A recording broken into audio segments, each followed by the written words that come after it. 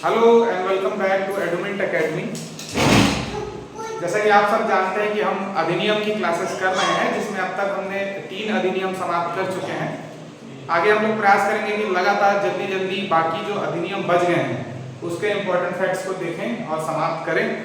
आज जो हम टॉपिक डील करने वाले हैं उसका नाम है छत्तीसगढ़ राज्य टोनी प्रताड़ना निवारण अधिनियम 2005। ठीक है, तो पिछले बार के अगर परिसीमित भर्ती की बात करें तो इस एक ही अधिनियम से 2 सवाल आए थे, तो ये अधिनियम अपने आप में बहुत ज्यादा इंपॉर्टेंट है। खुली भर्ती में भी यहाँ से सवाल आने की संभावना बनी रहेगी। इस बार हो सकता है कि यहाँ से खुली भर्ती में भी सवाल आ जाए, परिसीमित में तो यहाँ से सवाल आता ही रहता है। तो टोनी प्रताड़ना निवारण अधिनियम, ठीक है, तो ये अधिनियम छत्तीसगढ़ में ही विशेष तौर पर आया, क्योंकि हम सब जानते हैं अगर आप छत्तीसगढ़ की परिप्रेक्ष्य में विशेष तौर पर बात करें तो यहाँ पे अगर आप ग्रामीण जनसंख्या की बात करेंगे, ग्रामीण जनसंख्या की अगर आप बात करें तो आपको देखने को मिलेगा कि 2011 के जनगणना के अनुसार 76% जनसंख्या जो है ग्रामीण रही है, और 2001 में जाएंगे तो इससे और अधिक जो जनसंख्या वो ग्रामीण थी। जैसा कि आप सब जानते हैं कि साक्षरता का जो दर है वो भी शहरी और ग्रामीण क्षेत्र में उसमें अंतर होता है। ग्रामीण क्षेत्र में साक्षरता दर थोड़ी सी कम होती है। जहां साक्षरता दर कम होती है वहां पे आप अक्सर देखेंगे कि अंधविश्वास वगैरह पे भरोसा लोगों का थोड़ा जल्दी हो जाता है। अब क्योंकि इतनी बड़ी हमारी ग्रामीण आबादी है तो इसमें पारंपरिक रूप से, ऐतिहासिक रूप से हम देखें एक जो बोली चलती है, बात जो चलती है, वो किसी को भी टोनी घोषित कर देने का एक रिवाज जैसा रहा है छत्तीसगढ़ में। आप अक्सर गांव में जाएंगे, अगर कोई बच्चा बीमार हो गया तो अगर कोई महिला विधवा है तो उसको हम टोनी बोल देते हैं कि तुम्हारी वजह से बीमार हो गया। और इसी तरीके से जैसे किसी की नई नई शादी हुई, अगर उसके शादी होने के बाद उसके ससुराल में जो है कोई अनहोनी हो गई, कुछ दुर्घटना घट गई, तो हम उसको बोल देते हैं कि भाई तुमने परिवार को खा लिया। तो इस तरीके की बातें जो है बहुत आम है छत्तीसगढ़ के ग्रामीण परिवेश में, और ये कोई छोटी मोटी घटनाएं नहीं है। गाँव में कई बार आप न्यूज़पेपर में पढ़ते होंगे, और अभी तो कुछ कम भी हो गया, पहले तो बहुत ज्यादा विकराल रूप था इसका। उसमें आपको देखने को मिलेगा कि किस तरीके से महिलाओं को जो है टोनी बोल करके प्रताड़ित किया जा रहा है, शारीरिक मानसिक प्रताड़नाएं दी जा रही है, कई बार तो उनकी जान भी ले ली जाती है, उनको सोशल बॉयकॉट किया जाता है। तो इस तरीके की समस्याएं बहुत ही ज्यादा थी। खास करके अगर आप देखें तो 1990 और 2000 की हम बात कर सकते हैं, तो जो भी आंकड़े थे एनसीआरबी के उसमें दर्शाया गया कि टोनी बोल करके बहुत सारी महिलाओं को परेशान किया जा रहा है। इस वजह से सन 2004 में अगर आप देखें तो हमारे बिलासपुर हाई कोर्ट ने एक आदेश पारित किया, और उसमें छत्तीसगढ़ गवर्नमेंट को जो है डायरेक्शंस दिए कि इसके रोकथाम के लिए, इसके उन्मूलन के लिए, तो टोनी का जो कल्चर है उसके पूरी तरीके से उन्मूलन, उसकी समाप्ति, उसके एबोलिशन के लिए कोई ठोस कदम उठाया जाए। तो छत्तीसगढ़ विधानसभा है ना, जो रायपुर में स्थित है, उसने सन 2005 में एक अधिनियम पारित किया, एक कानून बनाया। उस कानून का नाम है टोनी प्रताड़ना निवारण अधिनियम 2005। तो आपने इसका थोड़ा सा बैकग्राउंड समझ लिया कि किस तरीके से परेशानी है, और कैसे जो ग्रामीण क्षेत्र या जो अविकसित थोड़े क्षेत्र रहते हैं वहां पे ये समस्या ज्यादा विकराल रूप में नजर आती है as compare to urban area, और एज कम्पेयर टू जो ज्यादा शिक्षित क्षेत्र होते हैं उसके मुकाबले में। ठीक है, तो हम देख रहे हैं आज टोनी प्रताड़ना निवारण अधिनियम। तो ये इसका बेसिक परिचय था, इससे सवाल आपके कम बनेंगे। लेकिन हमने देखा कि 2004 में हाईकोर्ट के डायरेक्शंस के बाद जो है टोनी प्रताड़ना निवारण अधिनियम 2005 आया। इसके अतिरिक्त एक बात और याद रखिए कि जो हमारा भारतीय संविधान है ना, भारतीय संविधान जो है, भारतीय संविधान, इसमें जो मूल अधिकार दिए गए हैं, मौलिक अधिकार जो दिए गए हैं, जो संविधान के भाग 3 और अनुच्छेद संख्या 12 से 35 तक है। ठीक, इसमें अगर आप अनुच्छेद 13 को देखते हैं, अनुच्छेद 13 को देखते हैं तो अनुच्छेद 13 कहता है कि ऐसी सभी विधियां शून्य होंगी जो मौलिक अधिकारों का हनन करती है ना। ऐसी सभी विधियां या ऐसा सभी कानून शून्य घोषित किया जाएगा, मतलब उसको नल एंड वॉइड घोषित किया जाएगा, उसको समाप्त किया जाएगा, जो किसी भी प्रकार से आपके मौलिक अधिकार का हनन कर रही है। और अगर आप आर्टिकल 21 पढ़ते हैं और किसी को टोनी के रूप में प्रताड़ित कर रहे हैं, टोनी बोल करके उसकी जान ले रहे हैं, तो ये अनुच्छेद 21 का उल्लंघन है, आपके मौलिक अधिकार का उल्लंघन है। आप अनुच्छेद 13 को पढ़ेंगे तो इसमें बताया गया है विधियों के अंतर्गत कौन कौन सी विधियां आती हैं।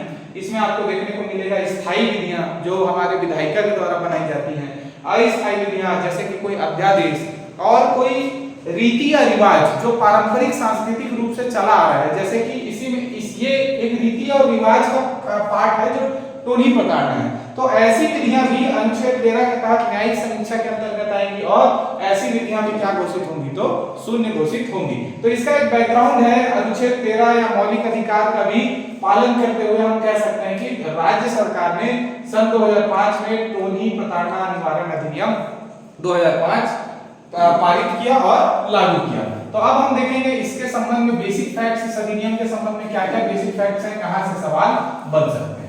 तो चलिए शुरुआत करते हैं। याद रखेंगे कि इस अधिनियम में धाराओं की कुल संख्या कितनी है, तो 16, कुल 16 धाराएं हैं। ठीक है, पहली बात तो ये याद रखें, कुल 16 धाराएं हैं। तो इन्हीं 16 धाराओं को हमको एक एक करके पढ़ना है। अगर हम धारा 1 की बात करें तो आप सबको मैं पहले भी पढ़ा चुका हूं, अब तक आप परिचित हो गए होंगे कि धारा 1 में किस बारे में बात किया जाता है, तो संक्षिप्त नाम विस्तार एवं लागू होने की तिथि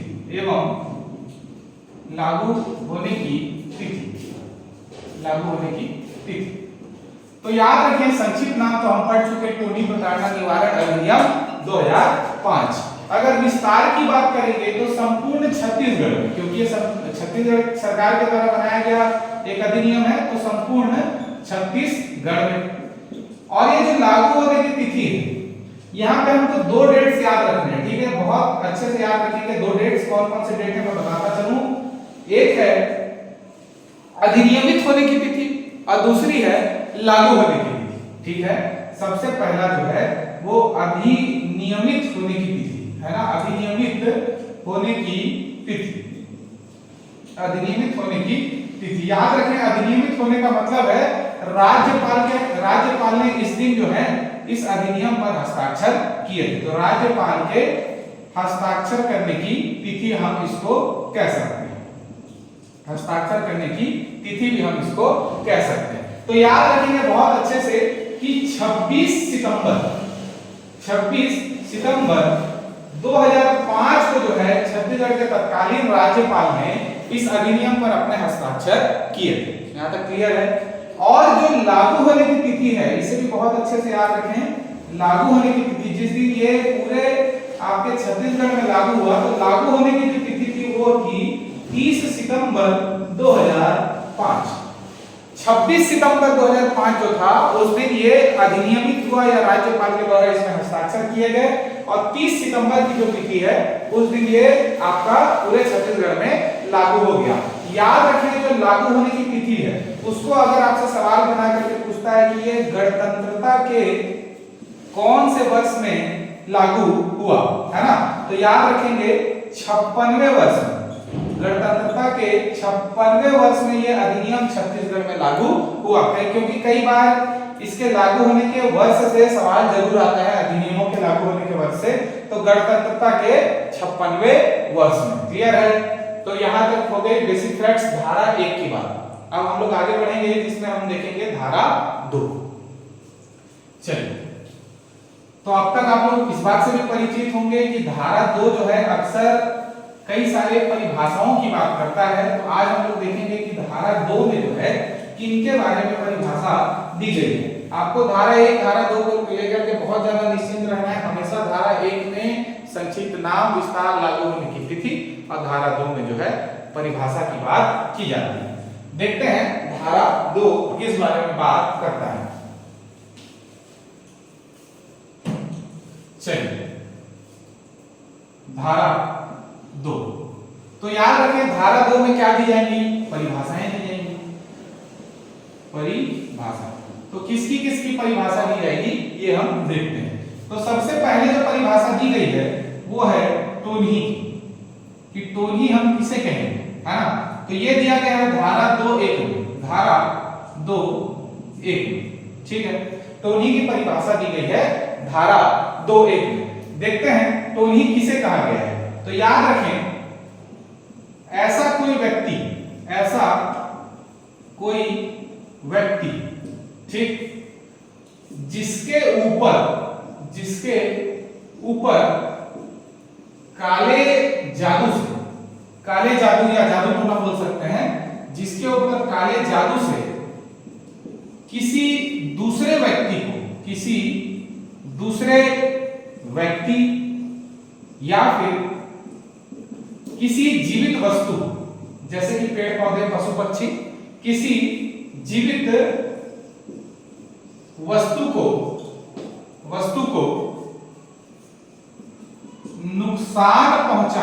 नुकसान या हानि पहुंचाने की आशंका हो, हानि पहुंचाने की आशंका हो, तो इसे ही हम क्या कहेंगे, टोनही कहेंगे। याद रखें, जैसे आप किसी के ऊपर शक कर रहे हैं कि भाई ये व्यक्ति कोई ज्यादा जादू टोना कर रहा है, कोई काला जादू कर रहा है, कोई कुछ किसी तरीके से करके अमावस्या की रात में घूम रहा है, रात को 12 बजे शमशान घाट जा रहा है, तो इसके पास कोई ऐसी शक्ति होगी कि ये मेरे घर परिवार में या मोहल्ले में किसी को या किसी बच्चे को या किसी हमारे पालतू पशु को, जानवर को या किसी और जीवित वस्तु को, आपके खेत को, बाड़ी को, फसल को किसी तरीके से नुकसान पहुंचा दे, तो जिसके ऊपर आप शक कर रहे हैं उसे हम टोनही कहेंगे। ये धारा 2.1 में बात कही गई है, याद रखें। अब अगला जो हमको परिभाषा देखना है वो हम देखेंगे पहचानकर्ता।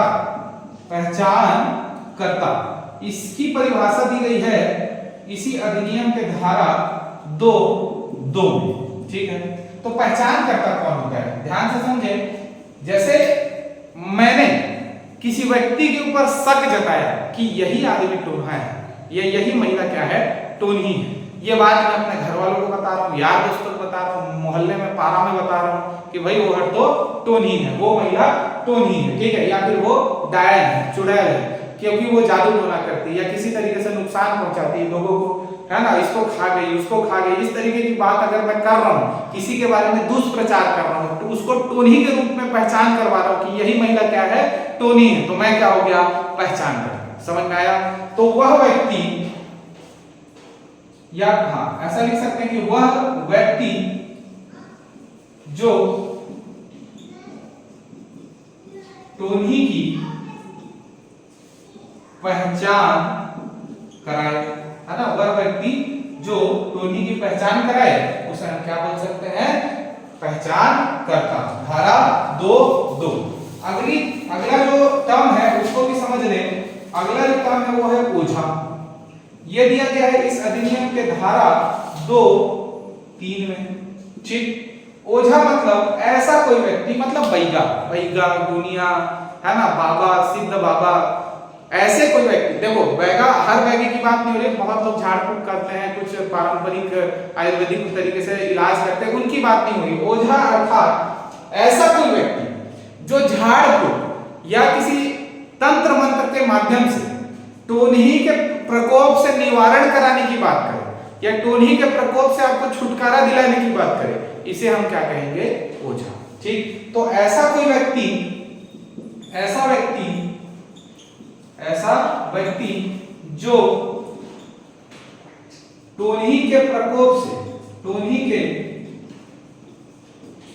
से झाड़ फूक के माध्यम से छुटकारा दिलाने की बात करे, छुटकारा दिलाने का दावा करे या दिलाने की बात करे, ठीक। तो इसे हम क्या कहेंगे, ओझा। इसकी पहचान दी गई, इसका परिभाषा जो है वो दिया गया है धारा 2.3 में। तो उम्मीद करता हूं यहां तक चीजें आपको समझ में आई होंगी। एक जो परिभाषा है वो हमको और यहाँ पे देखनी है, वो भी धारा 2 में दी गई है, और वो परिभाषा हम जो देख रहे हैं वो है आपका हानि, ठीक है, हानि। इसमें आगे हम देखेंगे हानि किस किस प्रकार की होती है। तो हानि 4 प्रकार की हो सकती है। देखिए किस प्रकार की हानि, जैसे कि एक हो सकता है शारीरिक हानि, मानसिक हानि, आर्थिक हानि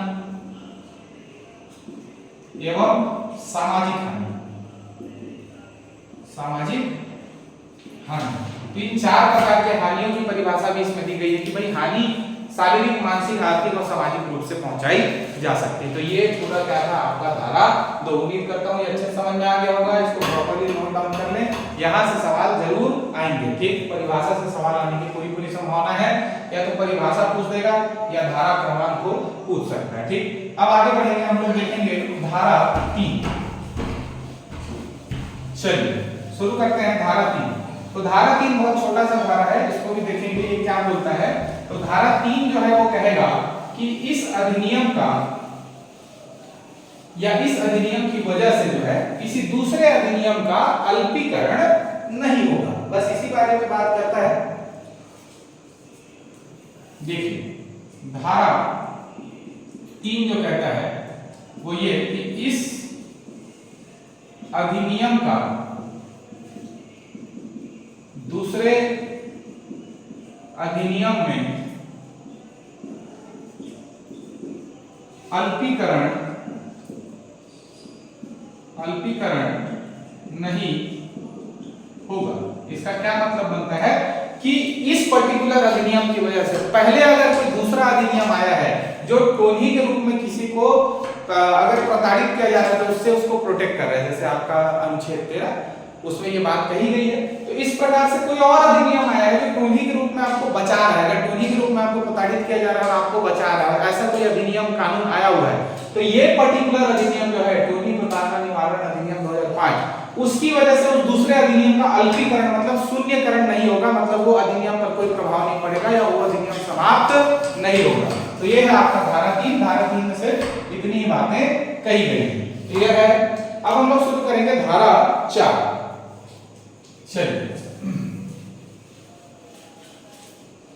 धारा 4 में देखेंगे किस संबंध में बात कही गई है। तो ध्यान दें धारा 4, देखिए धारा 4 से लेकर के धारा 8 तक को हम दंडात्मक प्रावधान भी कह सकते हैं क्योंकि इसमें दंड की बात कही गई है। ध्यान दें धारा 4 में जो है पहचानकर्ता के लिए दंड, पहचानकर्ता के लिए दंड की बात कही गई है ना। मैंने बताया पहचानकर्ता कौन है, मैं अपने दोस्त को बोल रहा हूं कि वो महिला टोनी है, वो महिला तो टोनी ही है ना। तो पहचानकर्ता के लिए क्या दंड होगी, तो बहुत सावधानी से समझें, 3 वर्ष का कठोर कारावास, 3 वर्ष का कठोर कारावास, 3 वर्ष का कठोर कारावास एवं जुर्माना। ठीक, 3 वर्ष का कठोर कारावास एवं जुर्माना। जुर्माने की राशि डिफाइंड नहीं है कि इतना ही जुर्माना लगेगा जैसे दहेज प्रताड़ना अधिनियम में था। यहाँ जुर्माने की राशि पहले से नहीं बताई गई है। जुर्माने की राशि का निर्धारण कितना उसको हानि पहुंचा है, जिसका अभी हमने परिभाषा देखा कि शारीरिक हानि कितना हुआ है, उसको अगर क्या उसके साथ मारपीट हो गई है, उसको हॉस्पिटल में भर्ती कराना पड़ गया, उसको इलाज कराना पड़ गया, तो इलाज में कितना खर्चा हुआ है ना, उसको मानसिक रूप से कितना परेशानी हुआ। मान लो वो इतना मानसिक रूप से विक्षिप्त हो गई महिला कि भाई वो खेती बाड़ी करती थी, अब वो कर ही नहीं पा रही, दूसरे घर में काम करने जाती तो उसका काम बंद हो गया, या फिर जॉब में है मान लो तो उसका जॉब छूट गया, प्राइवेट जॉब में तो इतनी डिस्टर्ब हो गई कि वो नौकरी करने नहीं जा पा रही। तो मानसिक प्रताड़ना या आर्थिक प्रताड़ना या आर्थिक रूप से हानि पहुंचना, समझ में आ रहा है। तो इस तरीके के पूरे जो हानि होंगे, सामाजिक हानि, मान लो कहीं पे कम किराए में रह रही थी, उसको टोनी के रूप में पहचान कर दिया गया, अब वो उसको वहां से एरिया से निकाल दिया गया, दूसरे एरिया में उसको महंगा घर में खोजना पड़ रहा है, तो सामाजिक हानि, और समाज में उसके नाते रिश्ते छूट गए इस आरोप की वजह से, तो सामाजिक हानि। तो इन सभी हानियों का आकलन करके जुर्माने की राशि तय की जाएगी। क्लियर है? तो हम देख रहे हैं कि धारा 4 में कहा गया है कि पहचानकर्ता के लिए दंड, तो पहचानकर्ता के लिए जो दंड की बात है वो 3 वर्ष का कठोर कारावास एवं जुर्माना। आगे देखेंगे धारा 5 की बात करेंगे। धारा 5, तो याद रखें धारा 5 किस बारे में बात करता है, तो बहुत अच्छे से समझें। टोनी के रूप में प्रताड़ित करने के लिए, यहाँ तो सिर्फ पहचान करता था, इसने पहचान कराई टोनी की कि भाई वो व्यक्ति क्या है, टोनी है। ठीक है, अब किसी व्यक्ति को आ गया गुस्सा, कई लोग रहते हैं ऐसे गरम दिमाग के, भाई मेरा बच्चा बीमार हो गया या फिर मेरे घर में किसी को कुछ हो गया तो भाई उसी की वजह से हुआ है, वही टोनी की वजह से हुआ है ना। तो याद रखें कि भाई अगर ऐसी कोई बात निकल करके आती है और वो जा करके क्या करता है, उस महिला को प्रताड़ित करने लगता है, उसके साथ गाली गलौज करने लगता लगता है, उसको कुछ उल्टी सीधी बातें करने लगता है, या उसके साथ मारपीट कर देता है, तो प्रताड़ित कर रहा है, या फिर उसको सोशल रूप से, सामाजिक रूप से उसको बॉयकॉट करवा देता है, तो उसका दाना पानी बंद करवा देता है, उसके ऑफिस में जाकर के उस तरीके की फालतू बातें कर रहा है, तो जो व्यक्ति प्रताड़ित करेगा टोनी के रूप में, उसके लिए दंड की बात कही गई है धारा 5 में। तो याद रखें, धारा 5 कहता है टोनी के रूप में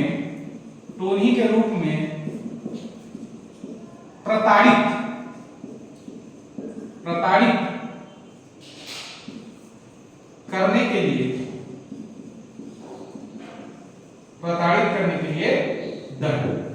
तो याद रखें, अगर आप प्रताड़ना किसी को कर रहे हैं ना, तो उसके लिए जो है 5 वर्ष का कठोर कारावास। 5 वर्ष का कठोर कारावास। कठोर कारावास मतलब समझे भैया, इसमें जो है साधारण जेल नहीं होता, इसमें आपको जो है शारीरिक परिश्रम आदि भी कराए जाएंगे। ठीक, तो 5 वर्ष का कठोर कारावास एवं जुर्माना। ठीक, तो ये था धारा 5। धारा 6 की बात करेंगे अब। धारा 6 याद करो, तीसरा जो हमने परिभाषा पढ़ा ओझा। तो याद रखें, धारा 6 बोलता है कि झाड़ फूक के माध्यम से, है ना, या फिर कोई व्यक्ति खुद के ओझा होने का दावा करता है और ये कहता है कि भाई मैं झाड़ फूक के माध्यम से आपको टोनी के प्रताड़ना से क्या करा दूंगा, आपको मुक्त करा दूंगा, तो उसे हम क्या कहेंगे, ओझा कहेंगे। क्लियर है? तो याद रखें कि झाड़ फूक की पद्धति से इलाज करने का दावा अगर कोई व्यक्ति कर रहा है, उसको हम ओझा कहेंगे। और ऐसा दावा करने वाले व्यक्ति के लिए कितने दंड का प्रावधान होगा, ये बताया गया है धारा 6 में। तो ये कहता है कि झाड़ फूक के माध्यम से टोनी का या टोनी से प्रताड़ित व्यक्ति का इलाज करने का दावा करने वाले व्यक्ति, इलाज करने का दावा करने वाले व्यक्ति के लिए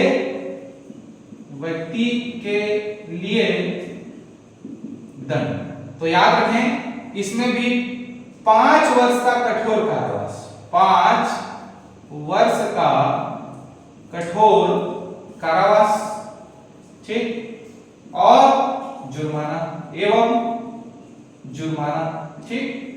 तो 3, 5, 5 पहचानकर्ता के लिए 3 वर्ष, प्रताड़ित करने के लिए 5 वर्ष, ओझा के रूप में झाड़ फूक के माध्यम से, पूजा पद्धति के माध्यम से इलाज करने का दावा करने वाले के लिए भी 5 वर्ष। धारा 4, 5, 6।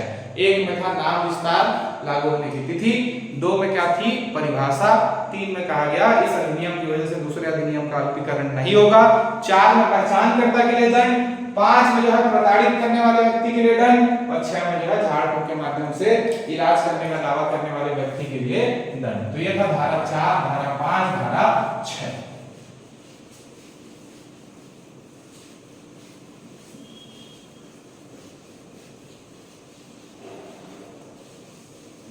चलिए अब आगे देखेंगे धारा 7, धारा 8। तो देखते हैं धारा 7 किस बारे में बात करता है। देखिए धारा 7 में बताया गया है, अगर कोई व्यक्ति खुद ही के टोनी होने का दावा करे तो उस व्यक्ति के लिए भी दंड का प्रावधान है। कई बार आप देखेंगे भारत में तो खैर झगड़ा होता है तो बहुत लोग इकट्ठा हो ही जाते हैं, तो आप भी कहीं पे इकट्ठा होकर के अगर देख रहे हैं और 2 लोगों के बीच में लड़ाई हो रहा है और कोई व्यक्ति या कोई महिला इस प्रकार का दावा करती है कि भाई मैं तुमको खा जाऊंगी या तुमको बर्बाद कर दूंगी, या इस तरीके का कोई जैसे पुतरी लेके उसका गला मोड़ दिया तो आपकी भी मृत्यु हो जाएगी, इस तरीके की अगर कोई बात कर रहा है तो भाई वो खुद को टोनी होने का दावा कर रहा है, तो अभी देखेंगे उसके लिए भी दंड का प्रावधान है। भाई आप किसी को इस तरीके से डरा नहीं सकते, ठीक है। तो धारा 7 में समझें कि खुद के टोनी होने का दावा करने वाले व्यक्ति के लिए दंड। ये क्या कहता है कि खुद के टोनी होने का दावा करने वाले व्यक्ति के लिए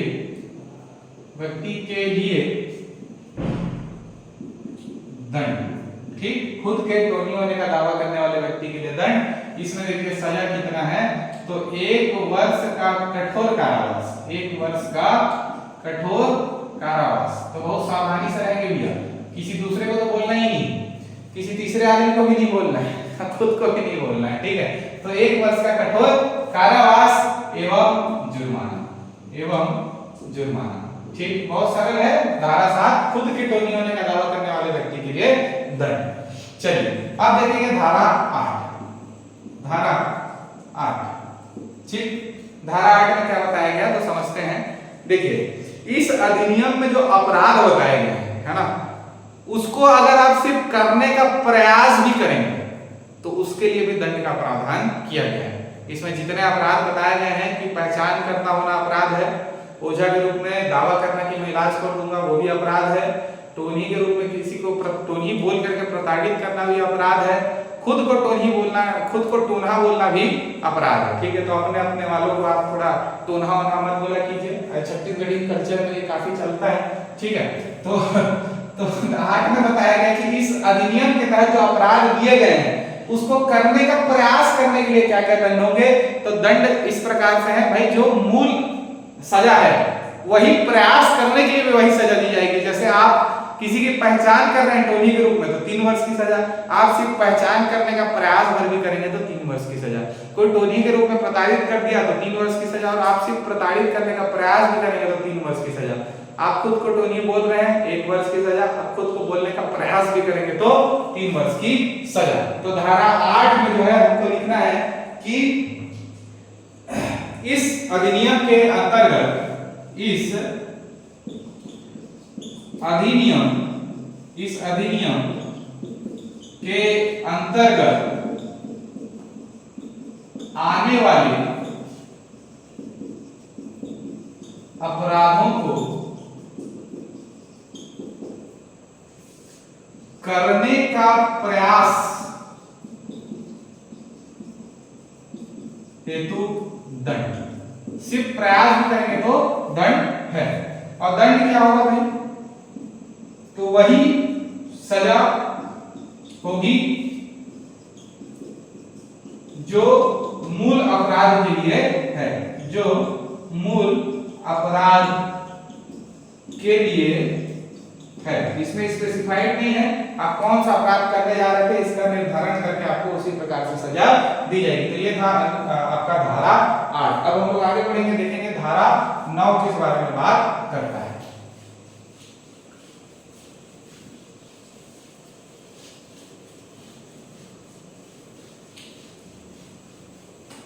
चलिए अब देखते हैं धारा 9।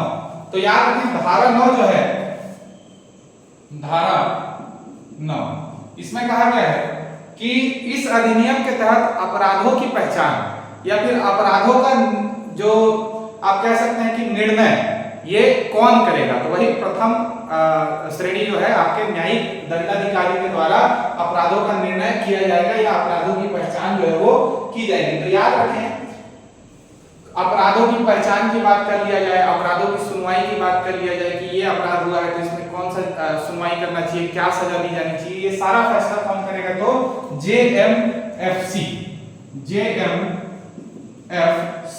देखते हैं इसमें क्या कहा गया है।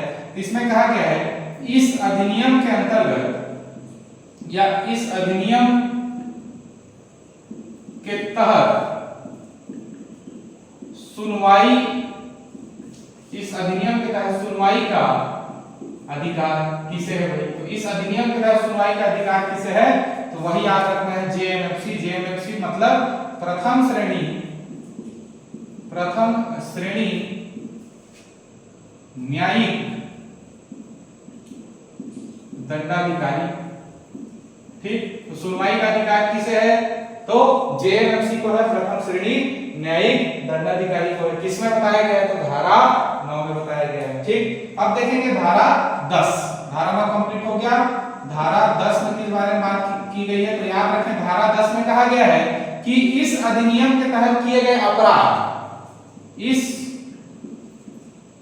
अधिनियम के तहत किए गए अपराध संज्ञेय होंगे, नॉन बेलेबल होंगे, कॉग्निजिबल होंगे, यही बात इसमें कही गई। संज्ञेय होंगे, अजमानती होंगे,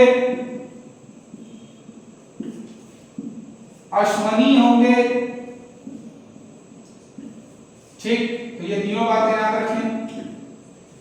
इस अधिनियम के तहत किए गए अपराध संज्ञेय होंगे, अजमानती होंगे या गैर जमानती होंगे एवं अश्मनीय होंगे। संज्ञेय मतलब कि नॉन कॉग्निजिबल अर्थात गंभीर प्रवृत्ति के अपराध। अजमानती मतलब जब तक सुनवाई पूरी नहीं हो जाती तब तक जमानत नहीं दी जा सकती। अश्मनीय मतलब एक बार मामला दर्ज हो गया तो न्यायालय के बाहर आप कोई इसमें समझौता नहीं कर सकते, आपको न्यायालय के फैसले को ही फिर मानना पड़ेगा। इसके अतिरिक्त एक बात और याद रखें, इन सभी अपराधों के दौरान बिना वारंट के, है ना, बिना वारंट के गिरफ्तारी की जा सकती है। बिना वारंट के गिरफ्तारी की जा सकती है। ठीक, जैसे आपको अनुच्छेद 20 के अंतर्गत, संविधान के अनुच्छेद 20 में आपको अधिकार है कि भाई आप कारण पूछ सकते हैं पुलिस से कि आपको अरेस्ट क्यों किया जा रहा है ना, वारंट दिखाने के लिए बोल सकते हैं। लेकिन किसी को टोनी बोल दिए, डायन बोल दिए, गलती से बोल दिए, प्रेम व्यवहार में भी बोल दिए, तो अगर वो मामला दर्ज हो गया तो बिना वारंट के पुलिस घर के ले जाएगी। तो ये था आपका धारा 10। चलिए आगे बढ़ते हैं। धारा 10 के बाद धारा 11 हमारे लिए उतना ज्यादा इंपॉर्टेंट नहीं है, सीधा हम लोग आएंगे अब धारा 12, 13, उसके बाद सीधा 15 और 16।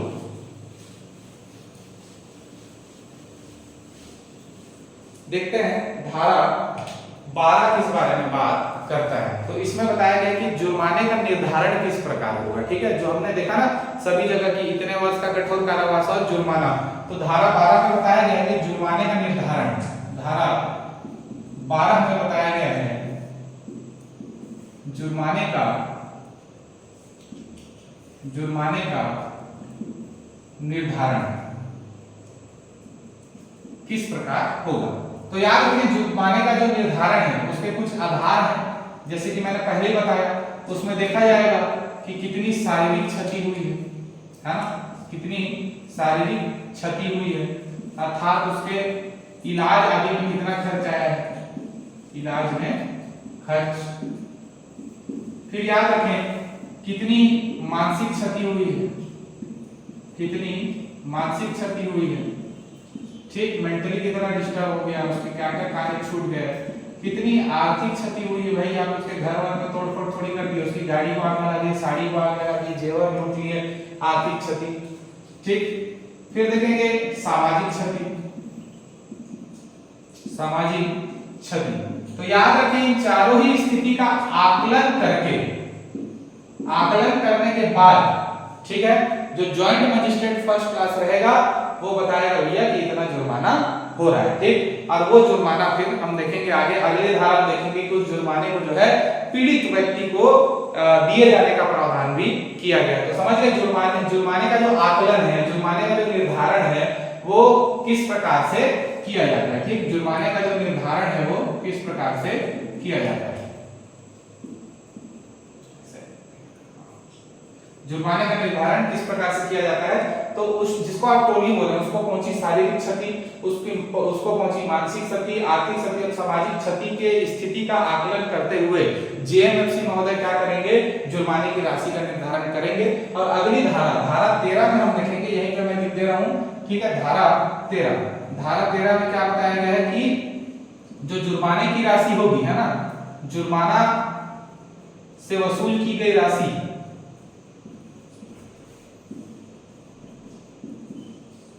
को पीड़ित व्यक्ति को मुआवजे के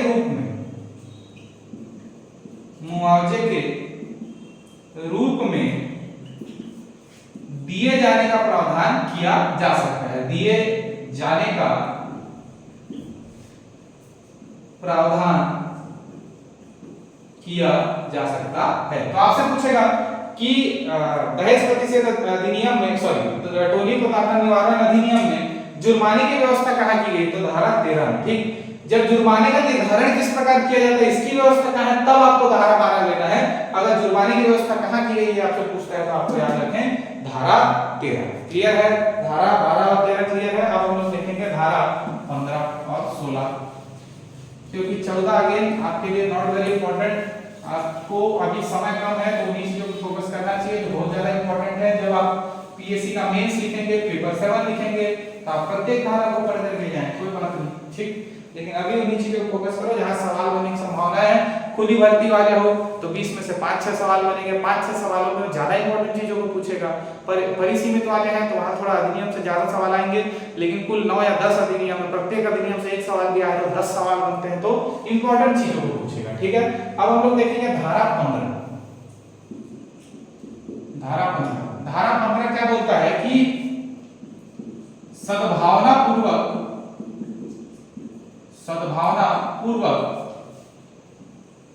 कार्यवाही के लिए संरक्षण, सद्भावना पूर्वक कार्यवाही के लिए संरक्षण मतलब अच्छे नियत से अगर शासकीय अधिकारी टोली प्रताड़ना अधिनियम के अंतर्गत कोई कार्यवाही करता है, लेकिन वो कार्यवाही किसी व्यक्ति को पसंद नहीं आता और वो उसको धमकी दे रहा है कि मैं तुमको देख लूंगा, या अपने पॉलिटिकल अप्रोच का या प्रशासन में अप्रोच का फायदा उठाकर उसको किसी तरीके से अफसर को हानि पहुंचाने का प्रयास कर रहा है, तो भाई उसके विरुद्ध जो है उसको संरक्षण प्राप्त है कि भाई इस अधिनियम के अंतर्गत वो सद्भावना पूर्वक अच्छी नियत से कोई कार्य करता है तो उसको संरक्षण प्राप्त होगा। अगला धारा, अंतिम धारा देखेंगे, धारा 16। धारा 16 किस बारे में बात करता है? देखिए धारा 16 कहता है कि अधिनियम के अंतर्गत कोई नियम बनाने का अधिकार जो होगा वो राज्य सरकार को होगा। समझ में आया? बहुत सिंपल है कि राज्य सरकार को नियम बनाने की शक्ति होगी। भाई अधिनियम तो बन गया, अब उसके अंतर्गत कोई और नियम आदि बनाना है तो याद रखें ये सवाल भी पूछ सकता है कि नियम बनाने की शक्ति किसको होगी? हाई कोर्ट को, राज्य सरकार को, जिला प्रशासन को, इस तरीके से कूट बना करके पूछ सकता है। तो याद रखें नियम बनाने की शक्ति किसके पास होगी? तो राज्य सरकार, ठीक। तो ये था धारा 16। इस प्रकार से छोटा सा अधिनियम समाप्त होता है। प्लीज इसको रिवाइज करें, एमसीक्यूज बनाएं इससे, और ये छोटा सा टॉपिक है जितनी जल्दी पढ़ करके समाप्त कर सकें आपके लिए उचित होगा। अगला वीडियो हम बहुत जल्दी लाने का प्रयास करेंगे, हो सकता है वो कल ही आ जाए आपके लिए अगले अधिनियम की वीडियो। तब तक आप इसे पढ़ें और रिव्यू अपना जरूर दें कि हम और क्या बेहतर इसके लिए कर सकते हैं। प्रीवियस ईयर जो क्वेश्चंस आए हैं इन चारों अधिनियम से वो प्लीज कर लें और अपने बाकी सब्जेक्ट्स पे भी फोकस करें, ठीक है। Thank you. अगले वीडियो में मिलते हैं, अगले लेक्चर में मिलते हैं, तब तक के लिए धन्यवाद।